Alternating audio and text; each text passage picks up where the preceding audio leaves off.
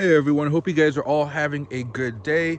Bitcoin took off and everybody right now is looking at some really nice profits. Officially, I told you guys I was in that day trade. I am all out. I am going to be waiting to see what happens next, but we got a big boost from bad jobs numbers today. And when you look at them, they're not necessarily like some terrible type of number, but what happened was they were way below estimates. And anytime we kind of mess with those estimates, good things can happen and bad things can happen. And today we got really lucky. Good things happened and Bitcoin blew the top off and made a few $1,000 move today, which is going to be very good news for the rest of us. So what happens next? Unfortunately for Bitcoin, it still is in bearish territory. As much as I don't want to say that, we're still looking bearish, which is one of the reasons I ended up selling off that trade, because if I would have held onto it, it might have turned into something more of a swing trade.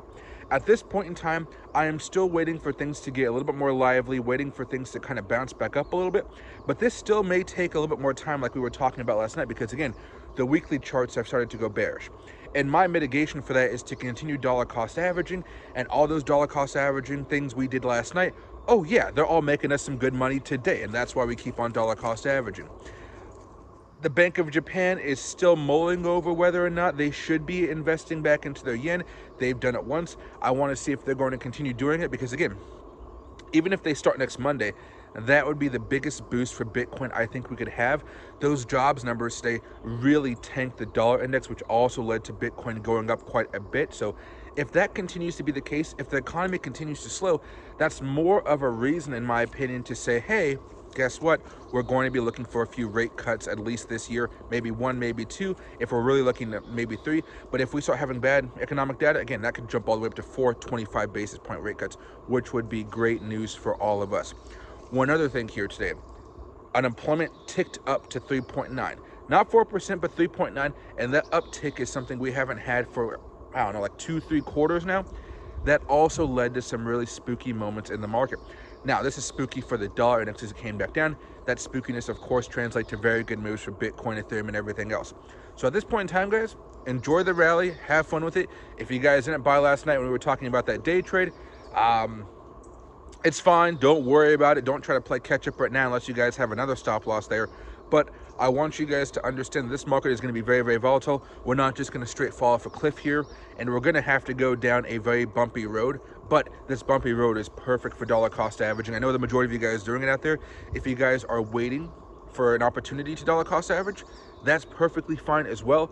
Just make sure you guys understand this market is very volatile, and even small bits of news like jobs numbers and unemployment rates, that can still cause Bitcoin to soar and dump, within a matter of minutes. So just understand this market is going to be completely volatile. But the fact that Bitcoin was able to kind of boost up out of nowhere like this, not nowhere, we saw it coming, but be able to boost like this, it really shows me that there's still tons of people out there who really want to buy Bitcoin. They really want to buy assets, and they're not thinking of this as some type of bear market. They're thinking of this as some type of longer,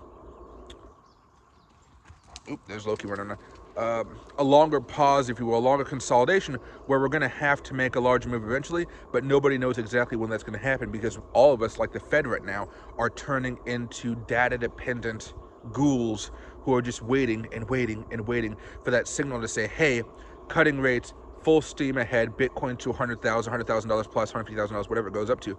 That's going to be great news. And if you guys remember what Michael Saylor said last night, as more and more companies come on board, eventually they themselves are going to get FOMO. And that FOMO is going to make them buy up lots of Bitcoin here.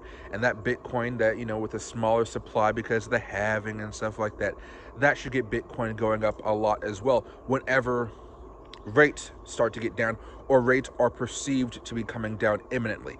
Those are two things I really want you guys to focus on. I'll keep you guys updated about what's going on the Bank of Japan. And to finish things off, I just posted a new video about the new top 10 tokens that I'm going to be buying during this kind of market downturn, and hope you guys enjoyed. If you guys could watch it all the way through, give it a like, give it a comment, and I'd appreciate that a lot. Thanks everybody, and have a great rest of your day. I don't have my normal software on. I was going to show you guys Loki, but Loki ran all the way over there. So see you guys a little bit later.